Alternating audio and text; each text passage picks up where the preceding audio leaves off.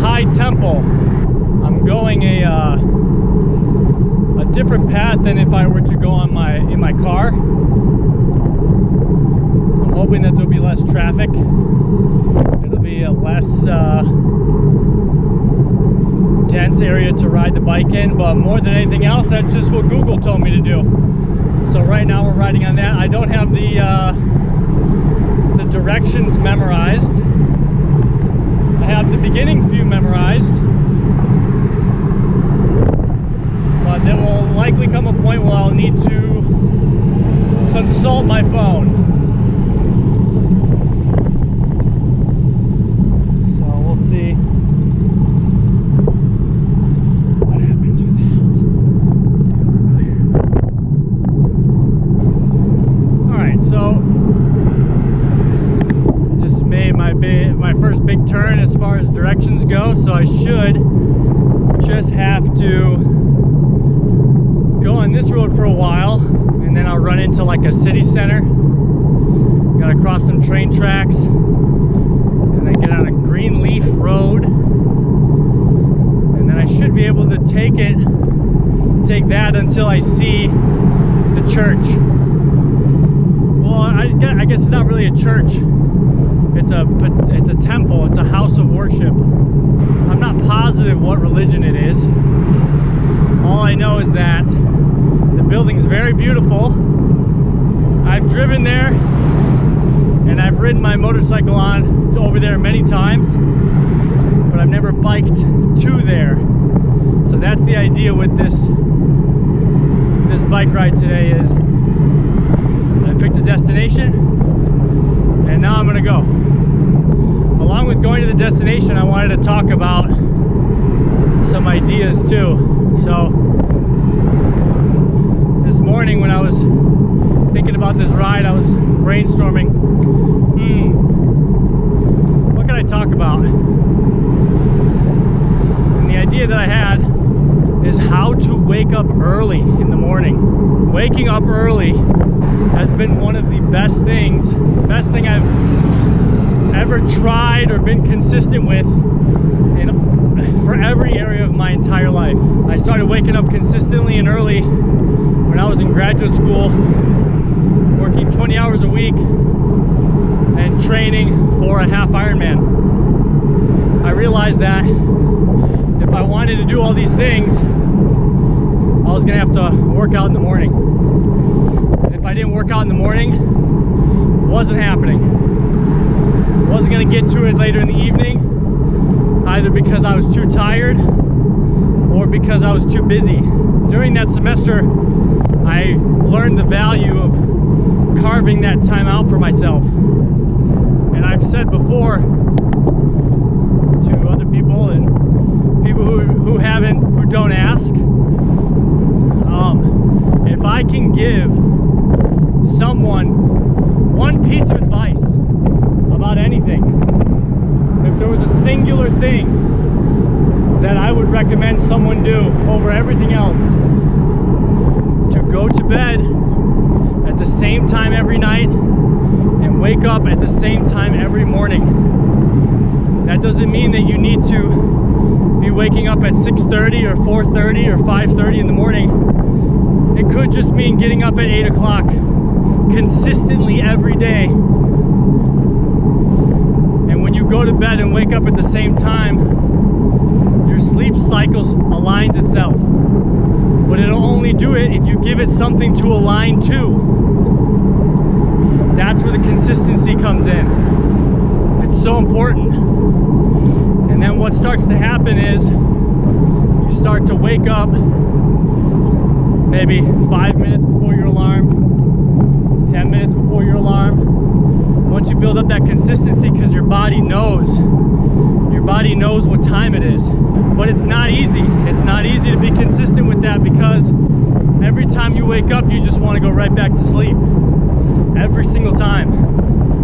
But what happens is, if you continually win that battle in the morning, the first thing you do is you say, no, I made the decision to wake up on time.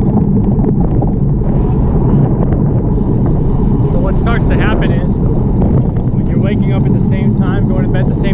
night, your body starts to get tired around the time you need to go to bed, and it starts to feel awake around the time you need to wake up. Now that synchronicity, that energy carries itself throughout the rest of your day with whatever you're doing. But there's some tricks that you might need to incorporate in order for yourself to actually make that first decision in the morning of getting up. Because you'll never want to. You'll never want to.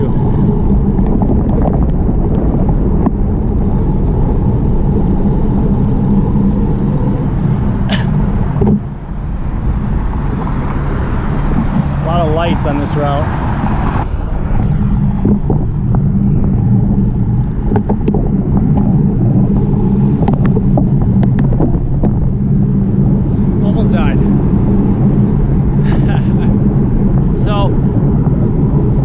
First trick that I would suggest if you're trying to wake up early or at the same time, and most important in my eyes,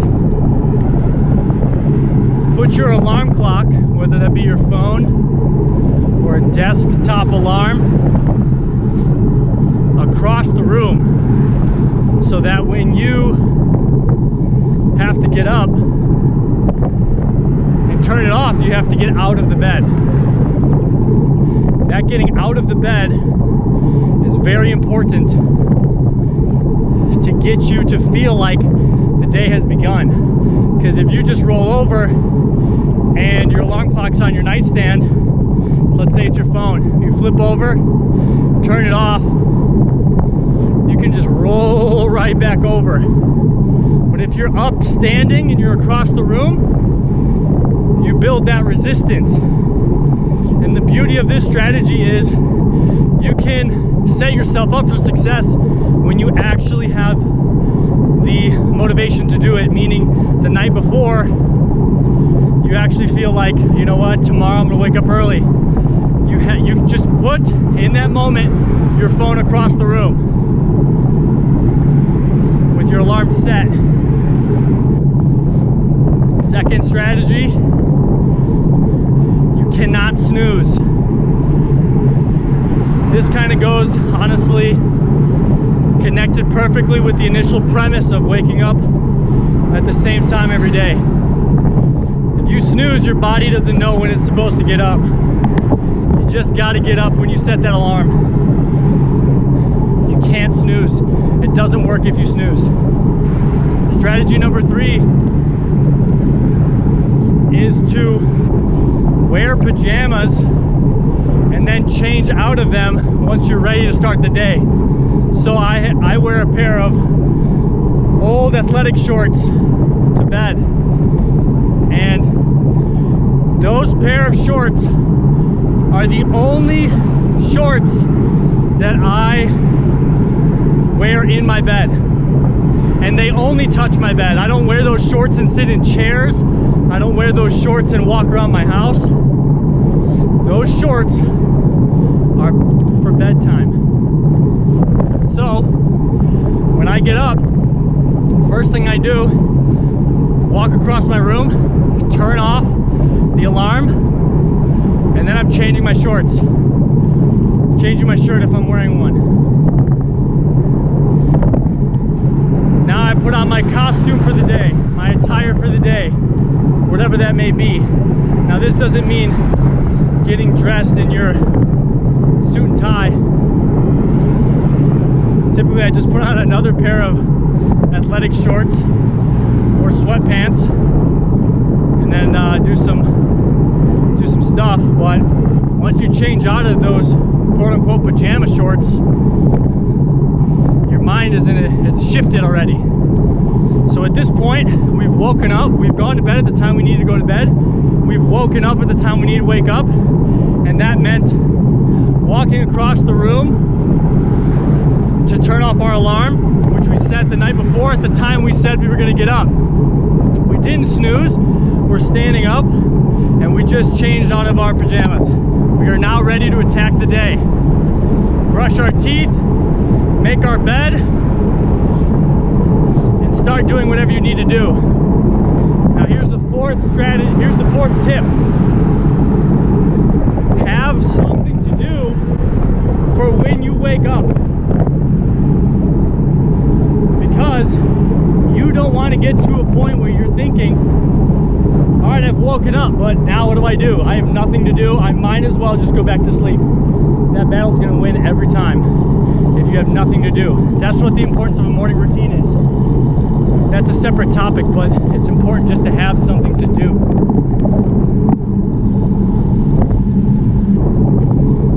What I've been doing lately is I've been doing this challenge by one of these YouTubers that I really like.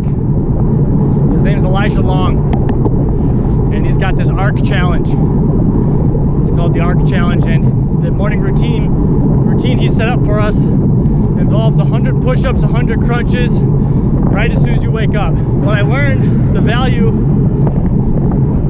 of doing these exercises is you get your blood flowing right away, and it wakes you up. It wakes you up. First thing you're doing, brushing your teeth and exercising. You don't have to do anything crazy. You can do fucking 10 push-ups. Doesn't matter. Whatever it is for you, where you're like, damn, my blood's pumping. That helps you wake up.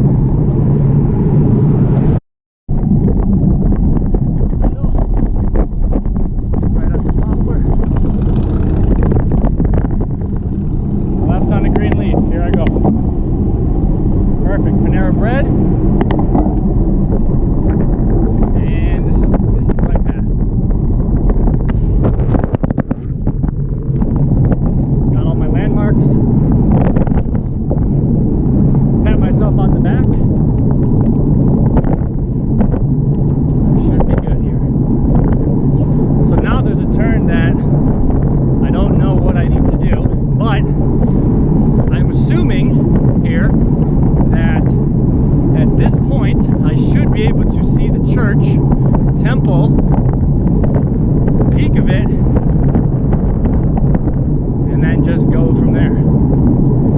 So that's my game plan right now. We'll see what happens. Alright. So this area has a really nice beach around here. Oh, there it is. There it is. There it is. There it is. There it is. Let me try to go this way. Well, basically, let's see if we can get a good shot here. That's the building. Now here has no outlet, it says, so I gotta find another way to get to it. So I'm gonna turn around. Actually, let me go over here. Let's see what's over here.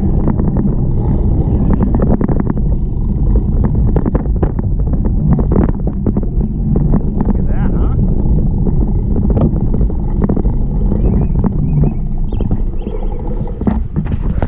That is a beautiful, it's called the Baha'i temple.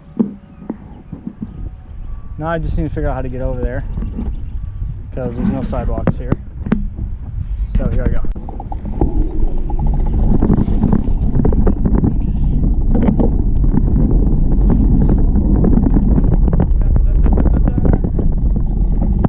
We did it.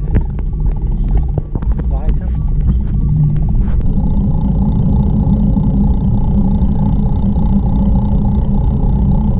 Part of the reason I like having this mustache is because I feel really creepy in it, and it's kind of funny. All right, see that guy biking right over there in the orange? He's going down the street right there. So here I am, just chilling, eating my banana at the Baha'i temple of worship. And this guy comes up and he's like, hey man, what's up? And we just started chatting. And come to find out, this guy lives in Lincoln Park. And I'm trying to do this thing where I go to different areas in Chicago. And here bikes this dude. He comes out of nowhere, like an angel, sent to me. And I tell him, you know what, I want to go on a bike ride to the Adler Planetarium. I love that, that lookout. And he's like, dude, that's basically my neighborhood. Got this guy's phone number. Here's to a beautiful summer. See, when stuff like that happens, that's what I mean when I say that the world opens up. When I do what my heart tells me to do, so far all I've gotten is positive feedback. And that's not to say that there won't be any obstacles in the future, but the idea that if I do it, if I just try to do the thing that I want to do, if I try to do the thing that I know I should do, the world opens up. The world really does. Is it symbolic that that kind of an event happened at a religious temple like this? I don't know. Maybe it's a coincidence, but maybe it's not. Regardless, I feel like the universe is telling me to keep going with this, so I'm going to keep following it.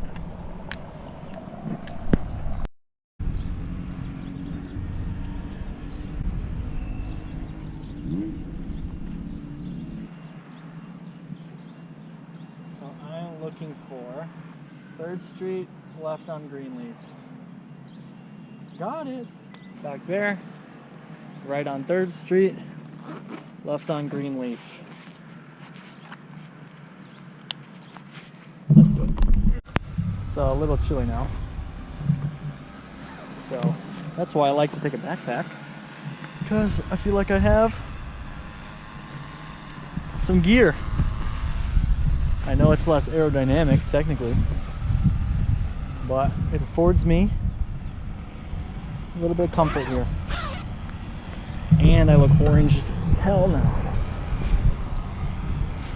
Can you see me? I think you can.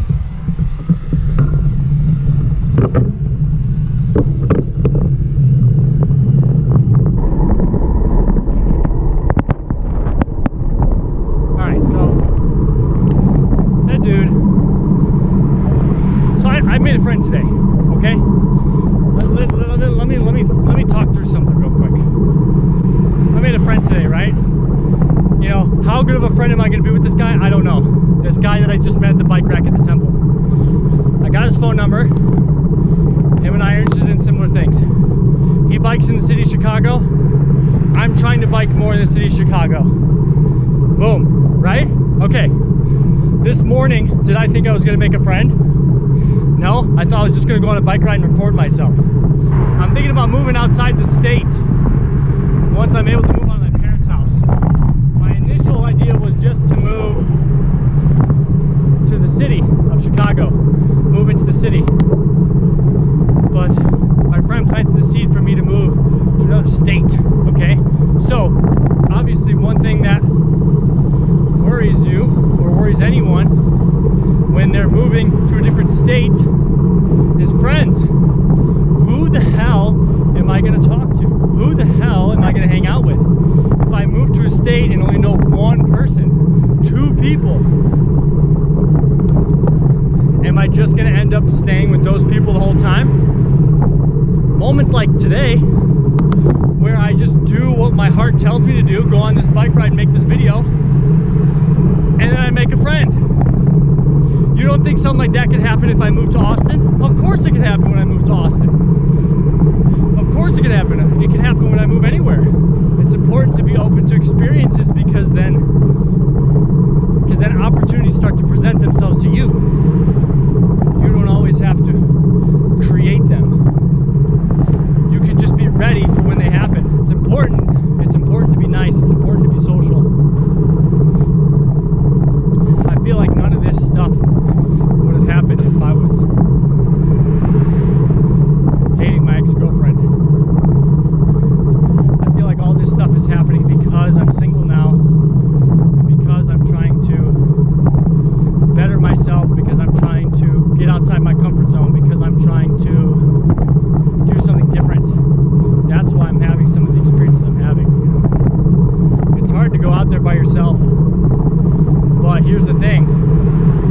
You don't have to start with a 30, this bike ride's probably going to be closer to 25. You don't have to start with a 25-mile bike ride.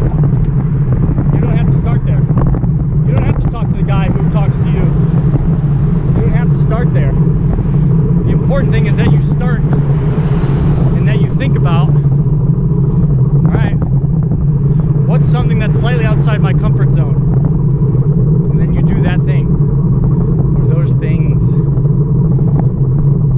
And you understand that failure, embarrassment,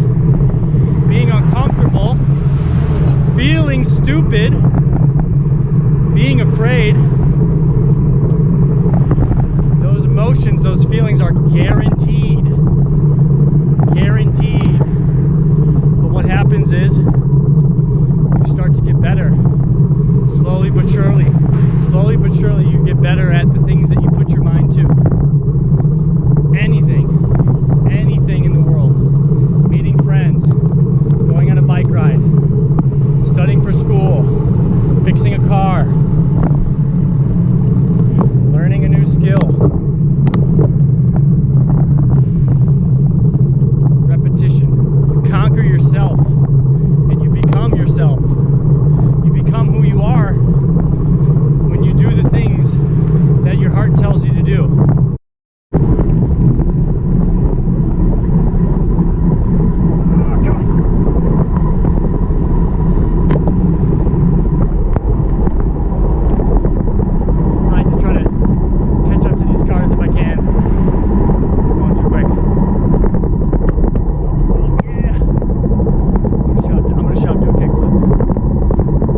Kickflip! Somebody do a kickflip!